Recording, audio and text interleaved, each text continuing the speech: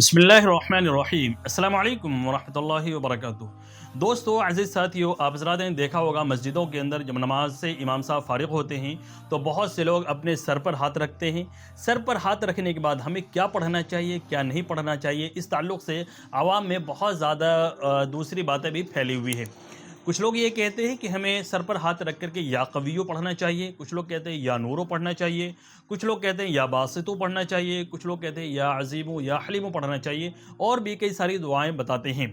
تو آج میں آپ حضرات کو یہ بتاؤں گا کہ ان میں سے ہمیں کون سی دعا پڑھنی چاہیے اور ان دعاؤں کو ہم پڑھ سکتے ہیں یا نہیں پڑھ سکتے ہیں، اور اسی کے ساتھ ساتھ ہمارے نبی صلی اللہ علیہ وسلم کا کیا عمل تھا، اس تعلق سے حوالے کے ساتھ آپ کے سامنے پیش کروں گا کہ ہمارے نبی صلی اللہ علیہ وسلم کیا پڑھا کرتے تھے، جو ہم سب کے لیے نمونہ ہے، ہم سب کے لیے اسوہ ہے کہ ہمارے نبی صلی اللہ علیہ وسلم نے جن کاموں کو کیا ہے ہمیں کوشش یہ کرنی چاہیے کہ ہم ان کاموں کو کریں۔ تو سب سے پہلے یہ دیکھتے ہیں کہ کچھ لوگ جو یا قویو پڑھتے ہیں تو یہ پڑھنا کیسا ہے، اور اسی طریقے سے یا نورو پڑھتے ہیں، اور کچھ لوگ یا باسطو پڑھتے ہیں، کچھ لوگ یا حفیظو اور یا علیمو یا حلیمو پڑھتے ہیں۔ ان تمام چیزوں کے الگ الگ معنی ہیں، اور یہ ایک طریقے سے وظائف ہیں جو ہمارے بزرگان دین کے بتائے ہوئے وظائف ہیں۔ جیسے یا قویو، یہ دماغ کی مضبوطی کے لیے، دل کی مضبوطی کے لیے پڑھے جاتے ہیں۔ یا نورو، یہ آنکھ کی حفاظت کے لیے اور آنکھ کی بینائی بڑھانے کے لیے پڑھی جاتی ہے، یا بینائی کے اندر کچھ کمزوری آ گئی ہے تو اس کو مضبوط کرنے کے لیے پڑھی جاتی ہے۔ اسی طریقے سے یا حفیظو، یہ ذہن کی حفاظت کے لیے اور ذہن بڑھانے کے لیے، حافظے کو مضبوط کرنے کے لیے پڑھی جاتی ہے۔ اور بھی کئی ساری دعائیں ہیں۔ یا حلیمو، یہ کوئی اگر سخت دل انسان ہے تو اس کو نرم کرنے کے لیے پڑھی جاتی ہے۔ اور بھی کچھ دعائیں ہیں جو حضرات پڑھتے ہیں۔ یہ دعائیں جو ہیں یہ حدیث کے اندر منقول نہیں ہیں، لیکن ہمارے بڑے بزرگوں نے اس چیز کو بتایا ہے کہ اگر آپ ان تمام اعمال کو نماز کے بعد کرتے ہیں تو اس سے فائدہ ہوتا ہے، اور بزرگوں کا ایک طرح سے یوں سمجھ لیجیے کہ مجرب نسخہ ہے، بتایا ہوا ہے کہ آپ فرض نماز کے بعد جب امام صاحب سلام سے فارغ ہوتے ہیں تو سر پر ہاتھ رکھ کر کے مثال کے طور پر یا قویو پڑھنا ہے تو 11 مرتبہ پڑھ لیں، یا نورو پڑھ لیں اگر آپ کو آنکھ کی حفاظت کے لیے اور آنکھ کی روشنائی کے لیے پڑھنا ہے، یا نورو آپ پڑھ لیں آنکھ کی روشنی بڑھانے کے لیے، آنکھ کی بینائی کے لیے اگر پڑھنا ہے۔ اسی طریقے سے جو دیگر دعائیں ہیں یہ تمام دعائیں بھی آپ پڑھ سکتی ہیں۔ ایک طرح سے یوں کہیں کہ یہ ہمارے بزرگان دین کا، بزرگوں کا بتایا ہوا مجرب عمل ہے، آپ اس کو بھی کر سکتے ہیں۔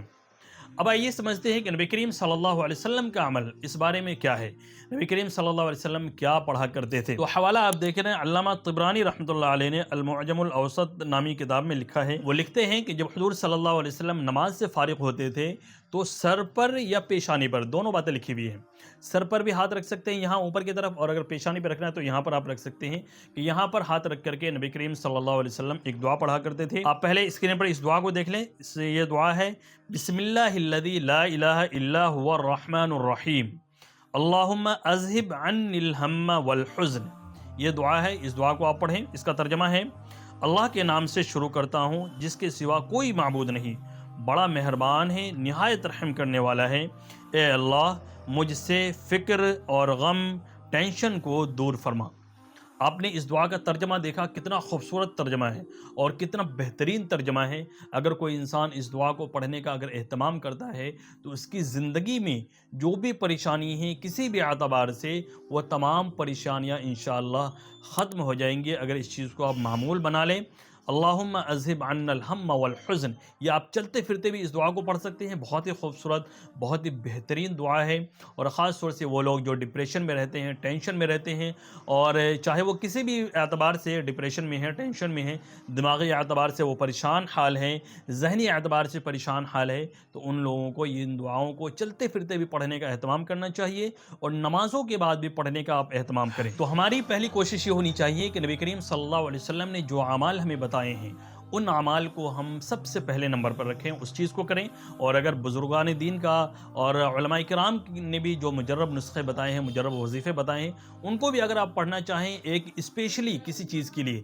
جیسے آنکھوں کی روشنی کے لیے، دماغ کی روشنی کے لیے، دماغ کو مضبوط کرنے کے لیے، تو آپ اس کے لیے الگ سے بھی پڑھ سکتے ہیں۔ لیکن یہ جو دعا ہے ایک جامع دعا ہے جو نبی کریم صلی اللہ علیہ وسلم نے بتائی ہے، بالکل یوں سمجھ لیے تمام چیزوں کا ایک مجموعہ ہے۔ اس دعا کے اندر وہ تمام چیزیں نبی کریم صلی اللہ علیہ وسلم نے بتا دی ہیں جن چیزوں کے بارے میں انسان پریشان رہتا ہے، اور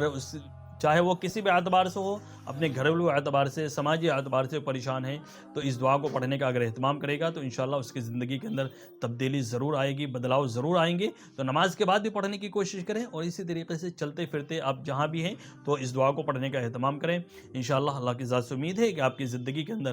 ضرور ضرور بدلاؤ آئے گا۔ امید ہے آپ حضرات کو یہ تمام چیزیں سمجھ میں آ گئی ہوں گی۔ آپ سے گزارش یہ ہے کہ آپ اس ویڈیو کو زیادہ سے زیادہ اپنے دوستوں کے پاس بھی شیئر کریں۔ اگر ہمارے چینل پر نئے آئے ہیں اور پہلی مرتبہ ہماری ویڈیوز کو دیکھ رہے ہیں تو ہمارے ویڈیو کو آپ لائک بھی کریں، شیئر بھی کریں، اور چینل کو ضرور سبسکرائب کر لیں، اور اسی طرح کی دینی علمی معلومات سے اپڈیٹ رہنے کے لیے ہمارے چینل کے بیل آئیکن کو بھی دبا دیں، تاکہ جو بھی ہماری ویڈیوز یوٹیوب پر ڈالی جائیں گی تو اس کی اپڈیٹس آپ کے پاس آتی رہیں گی۔ السلام علیکم ورحمۃ اللہ وبرکاتہ۔